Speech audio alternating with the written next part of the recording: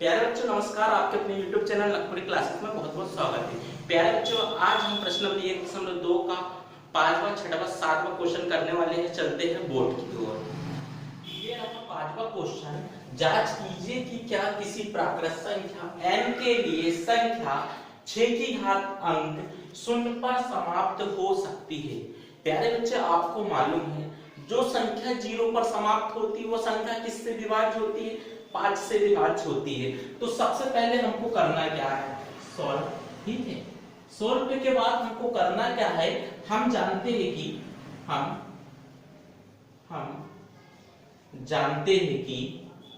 जानते हैं कि कोई भी धनात्मक प्राकृत संख्या, हम जानते हैं कि कोई भी धनात्मक प्राकृत संख्या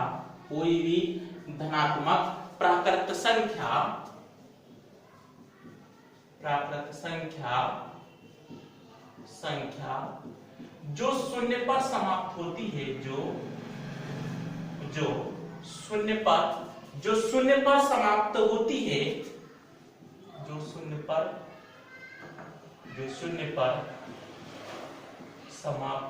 है, जो शून्य पर समाप्त होती है वह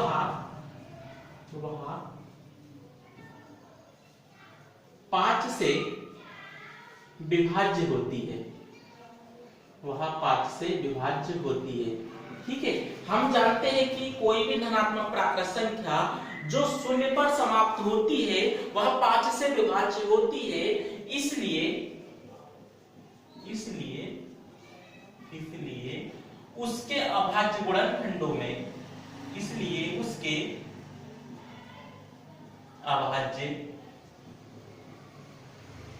अभाज्य गुणनखंडों में 5 होनी चाहिए,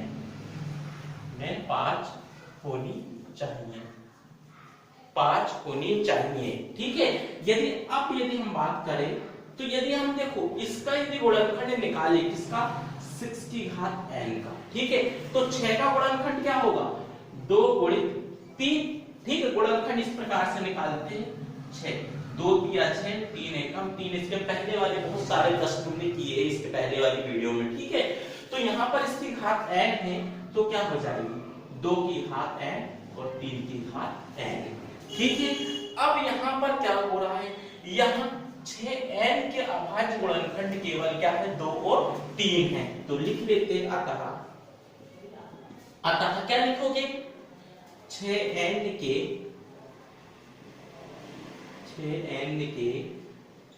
अभाज्य गुणनखंड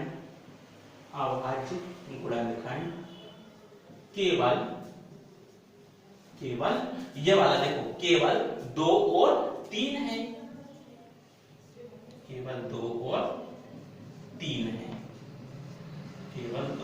3। इसके पहले आपने प्रमेय पढ़ा है। कौन सा प्रमेय?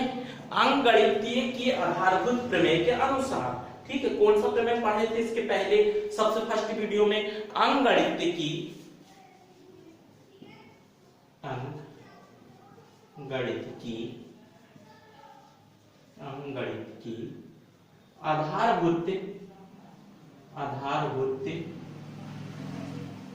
आधारभूत प्रमेय के अनुसार। ठीक है, अंकगणित के आधारभूत प्रमेय के अनुसार। ठीक है, तो देखो अंकगणित की आधारभूत प्रमेय के अनुसार ये इसके जो गुणनखंड है ना वो कैसे है? आद्वितीय है। गुणनखंड आद्वितीय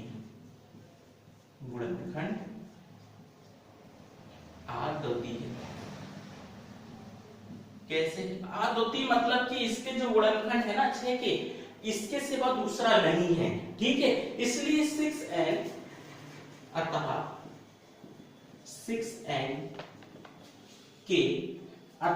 6n के अभाज्य गुणनखंडों में,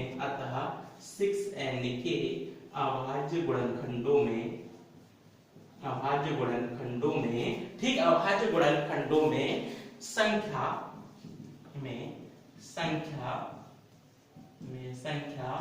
5 नहीं आ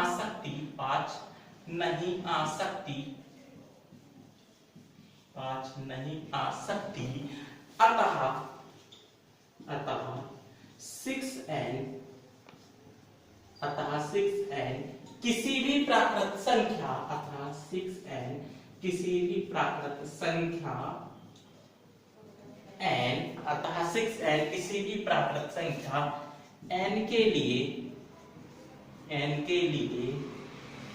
कभी भी n के लिए कभी भी शून्य पर समाप्त नहीं हो सकती, कभी भी शून्य पर समाप्त नहीं हो सकती, नहीं हो सकती, नहीं हो सकती।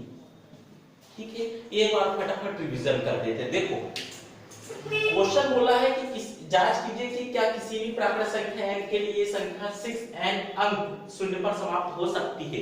ठीक है, अब देखो भाई शून्य पर समाप्त होगी तो 5 से विभाज्य होगी। हमने यही लिखा, हम जानते हैं कि कोई भी धनात्मक प्राकृत संख्या जो शून्य पर समाप्त होती है वह संख्या 5 से विभाज्य है। अब इसलिए उसके अभाज्य गुणनखंडों में 5 होना चाहिए, मतलब कि ये 6n के अभाज्य गुणनखंडों में कितना होना चाहिए, 5 होना चाहिए, तभी ये विभाज्य होगी। ठीक है, यदि हमने 6n का अभाज्य गुणनखंड निकाले तो 2 × 3 इसकी पावर n है बराबर 2 की, अब देखो इसकी पावर n मतलब दोनों में जाएगा, 2 की घात n × 3 की घात n। ठीक है, अब 6n के केवल क्या अभाज्य गुणनखंड केवल 2 और 3 है, जो कि गुणनखंड आदर्ती है। किसके अनुसार, अंकगणित के आधार पर प्रमेय के अनुसार ये गुणनखंड क्या है, आदर्ती है। अतः 6n का अभाज्य गुणनखंड में संख्या 5 नहीं आ सकती। अब जब 5 ही नहीं आएगा तो यहाँ क्या होगा, 6n, अतः 6n किसी भी प्राकृत संख्या n के लिए कभी भी 0 पर समाप्त नहीं हो सकती। यही हमको जांच करना था। चलते हैं नेक्स्ट क्वेश्चन की ओर, question number 6। Next question number 6। व्याख्या कीजिए कि 7 × 11 × 13 × धन 13 और 7 × 6 × 5 × 4 × 3 × 1 × धन 5 भाज्य संख्याएं क्यों हैं। ठीक है, सबसे पहले हमको देखो ये है पहली संख्या, ये है दूसरी संख्या। हमको ये बताना है कि दोनों संख्याएं भाज्य क्यों हैं। ठीक है, तो भाज्य क्यों है, तो सबसे पहले हम ले लेते पहली संख्या। क्या ले लेते, पहली संख्या। पहली संख्या क्या है, 7 × 11 × 13 धन 13। ठीक है, अब देखो यहां से कुछ कॉमन निकल रहा है क्या, ये सब गुणा में है, ये प्लस में है, दोनों में 13 13 है, तो क्या निकल रहा है कॉमन, 13 कॉमन निकल रहा है। क्या निकल रहा है, 13 कॉमन। क्या निकल रहा है, 13 कॉमन निकल रहा है, क्योंकि अब देखो 13 कॉमन है। अब देखो यहाँ यदि 13 कॉमन है तो ये किस में है, गुणा में है। ठीक है, क्योंकि 13 एक गुणनखंड है, क्योंकि 13 एक गुणनखंड है, 13 क्या है, एक गुणनखंड है। इसलिए दी गई संख्या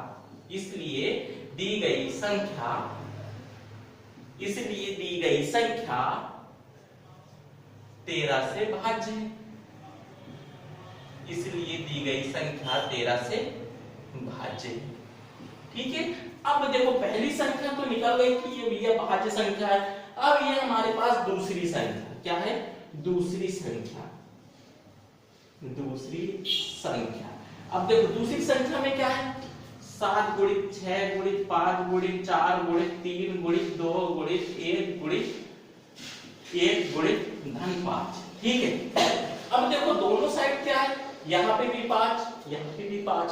ठीक है, तो क्या कॉमन निकलेगा, 5 निकल जाएगा कॉमन, और उसकी जगह पे क्या जाएगा, 1 6 × 5 की तो निकल गया 5 एकम 5 × 4 × 3 × 2 × 1 धन 1। ठीक है, 5 की जगह 1 हो जाएगा क्योंकि 5 कॉमन है। अब देखो यहाँ पर भी 5 गुणा में आ गया, तो क्या है, क्योंकि 5 एक गुणनखंड है, क्योंकि 5 एक गुणनखंड है। ठीक है, 5 एक गुणनखंड है, तो ये 5 जब एक गुणनखंड हो गया तो ये वाली ये पूरी संख्या है ना किससे विभाज्य जाएगी, 5 से विभाज्य। इसलिए दी गई संख्या 5 से भाज्य है, 5 से भाज्य है। अब देखो 5 से भाज्य, ये 13 से भाज्य, ये वाली संख्या जो है 13 से भाज्य है, और ये वाली संख्या जो है 5 से भाज्य है, अतः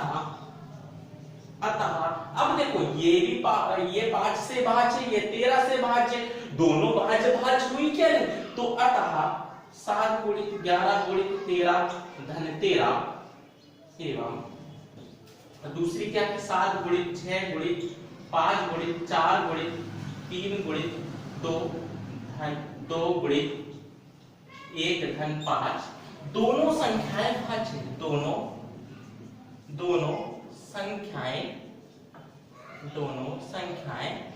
भाज्य, दोनों संख्याएं भाज्य। ठीक है, चलते हैं नेक्स्ट क्वेश्चन की ओर। ये रहा 7वां क्वेश्चन। किसी खेल के मैदान के चारों ओर एक वृत्ताकार पथ, वृत्ताकार मतलब कि सर्किल का आकार का, ठीक है। इस मैदान का एक चक्कर लगाने में सोनिया को 18 मिनट लगते हैं, जबकि इसी मैदान का एक चक्कर लगाने में रवि को 12 मिनट लगते हैं। मान लीजिए कि दोनों एक ही स्थान पर एक ही समय पर चलना प्रारंभ करके एक ही स्थान पर चलते हैं, ठीक है। कितने समय बाद पुनः प्रारंभिक स्थान पर मिलेंगे। तो बच्चों इसमें करना क्या है, इसमें सिंपल ये दोनों का एलसीएम ले लेना है, इसका 18 और 12 का, और हमारा आंसर निकल के आ जाएगा। जब आपको मालूम होगा 18 12 का एलसीएम लेते, सबसे पहले हम क्या निकालते हैं, अभाज्य गुणनखंड, ठीक है। तो सबसे पहले किसके निकाल देंगे, 18 के अभाज्य गुणनखंड, 18 के अभाज्य गुणनखंड। और आपको मालूम है अभाज्य गुणनखंड यदि आपको डायरेक्टली बनता है तो डायरेक्टली भी निकाल लेना, या तो आप इस टाइप से निकाल सकते हो। 18 के 2 से जाएगा 2 9 18, फिर 3 से जाएगा 3 3 9 3 1 3, ठीक है। तो क्या निकला 2 गुणित 3 गुणित 3, ठीक है। इसी प्रकार आप किसके निकाल लोगे, किसके 12 के अभाज्य गुणनखंड, 12 के अभाज्य गुणनखंड, ठीक है। 12 के अभाज्य गुणनखंड कैसे निकालते हो, इसी प्रकार 12 के 2 से कटेगा कितने बार, 2 6 12, फिर 2 से कटेगा 2 3 6 3 1 3, ठीक है। तो क्या क्या होगा 2 गुणित 3, ठीक है, क्लियर। अब देखो कॉमन क्या है, कॉमन दोनों में ये 2 और 2, यहाँ 3 और 3 भी कॉमन है दोनों में। तो देखो एलसीएम निकालते समय आपको करना क्या होता है, एलसीएम किसका 18 और 12, ठीक है। तो जो कॉमन नहीं है उसको लिख लेते, कॉमन क्या लेंगे 3 नहीं था और नीचे वाला 2। अब जो दोनों में क्या है 2 है और यहाँ पर क्या है 3 है। अब देखो गुणा करते, देखो 3 दूनी 6, 6 दूनी 12 और 12 दिया 36, 12 दिया 36, तो एलसीएम 18 और 12, ठीक है। तो क्या है देखो एलसीएम किसका 36 है, तो कितने समय बाद पुनः प्रारंभिक स्थान पर मिलेंगे वो 36 मिनट बाद, 36 मिनट बाद वे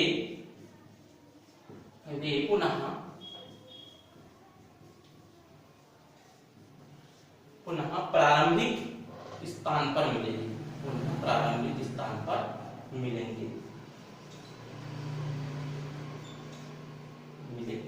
प्यारे बच्चों, यह वीडियो आपको पसंद आई तो इस वीडियो को कर दीजिएगा लाइक। यदि आपने हमारे YouTube चैनल को नहीं किया सब्सक्राइब तो फट से हमारे YouTube चैनल को